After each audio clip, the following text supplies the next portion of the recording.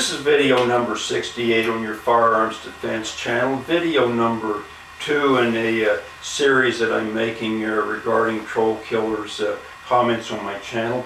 Now, I found out something when I uploaded the last video. I found out that YouTube now allows you 15 minutes for your videos, and I thought that was interesting, but I'm still not going to do 15 minutes for my videos because, to be perfectly candid, I'm born in Kansas, raised in Missouri, country boy, and I talk a little bit slow, and I would never subject anybody out there in YouTube land to 15 minutes of my talking. 10 minutes is plenty, so I'm going to keep mine at 10 minutes anyway. Okay, now on the last video I talked about the possible home invasion scenario. Now, the one I described where, it's you and your wife and 3-year-old daughter, and the 3 predators break into your home and they break your daughter's fingers to find out where you keep your cash. Now that's in fact a fairly common home invasion scenario, and these people who do that thing and do that sort of thing and other things that are probably far worse. And here's the thing about these people. Now, they have absolutely no conscience whatsoever regarding you and your family, absolutely none. So if you're going to survive a home invasion scenario, you're going to have the same attitude towards them, and you're not going to be able to have any conscience about killing them whatsoever. You just have to do it and not even think about it. And that's just the way it is. In a perfect world, maybe you could do something else, but this is far from a perfect world. Now, the next thing I want to get into that Troll Killer mentioned on my channel comments page was my video that I made about disposing of bodies after a home invasion. Now, here's the thing about disposing of bodies. Now, that could play out in a whole lot of different ways depending on who you are and where you live and stuff like that. Now, here's one example.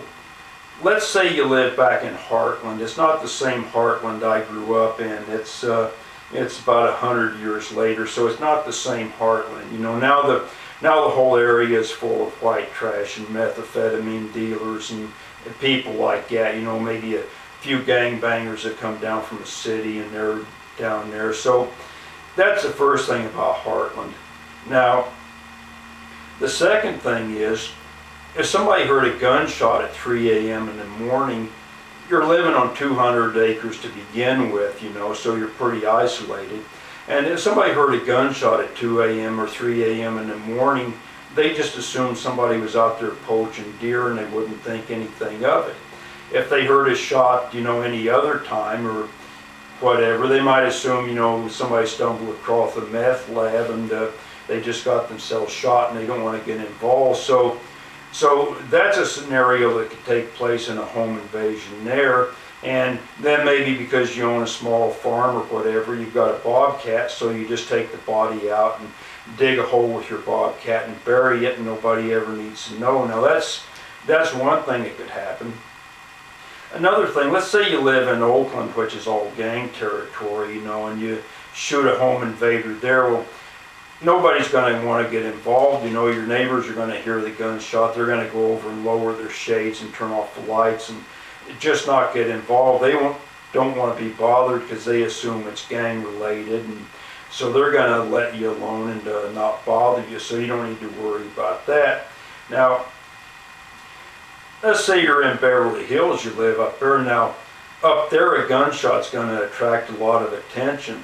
You touch off a Glock at 3 a.m. in the morning, you're going to have 6 squad cars full of police and the SWAT team and everybody else there in about 10 minutes time, and your neighbors are all going to be out in the front yard with their flashlights and, oh my God, what happened here? We're disturbing the peace and tranquility of the neighborhood. Are you all right? Is everybody? So in that type of scenario, you're not going to be able to get rid of the body. You're going to have to invite the police in and tell them exactly what happened and go through the process. So there's going to be a lot of judgment involved in something like this, and you're going to have to be able to think on your feet and do critical thinking in a hurry.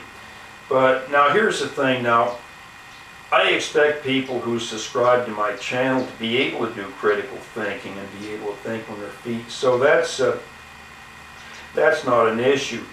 Now, if you were able to dump the body and get rid of it, it would save you absolutely a ton of hassle. I mean, it would save you being arrested. It would save you making bail. It would save you attorney's fees. It would save you being charged with stuff. It would save you having the family sue you. It would save having his gangbanger buddies come back to get revenge. It would just save you an absolute ton of trouble.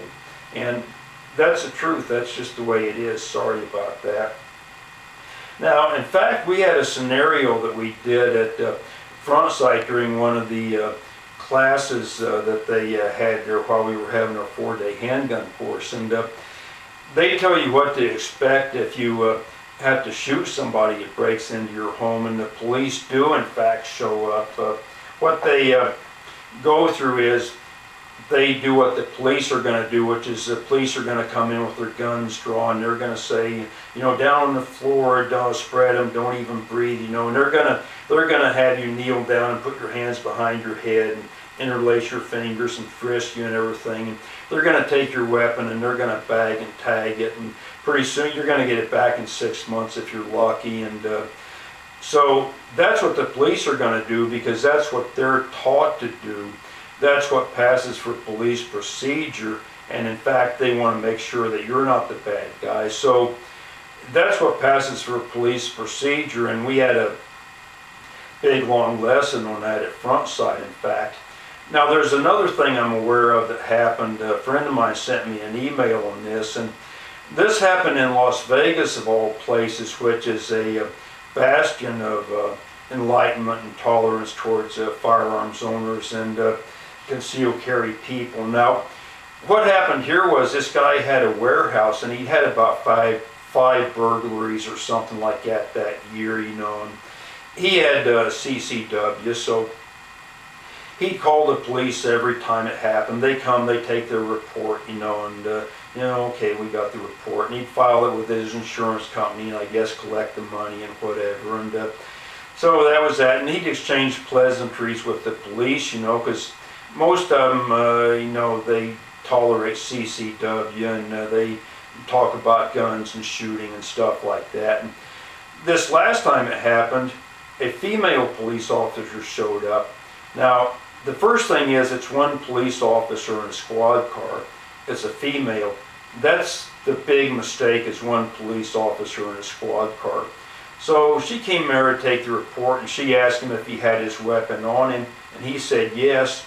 So she drew her weapon and pointed at him and made him get down on the ground and, you know, interlace his hands and all that. She frisked him, she took his weapon, she handcuffed him, put him on the sidewalk there, and then she went in and cleared the building by herself. Now, this is real sloppy, real bad police work in case there is anybody there. What's she going to do by herself? And she handcuffed this guy, a law-abiding citizen, you know, and left him on the sidewalk. And he did get his weapon back sometime later and all that, but this is totally appalling, because Nevada is a CCW state. They're a firearms rights state. You know, they have Front Sight there, and high tolerance for CCW holders, and they're great and wonderful towards them. And this also indicates real bad police work, real bad training and everything else. And I just can't imagine doing something like this in Nevada, but that's what you run up against as a firearms holder, and you just do that just countrywide, just across the nation.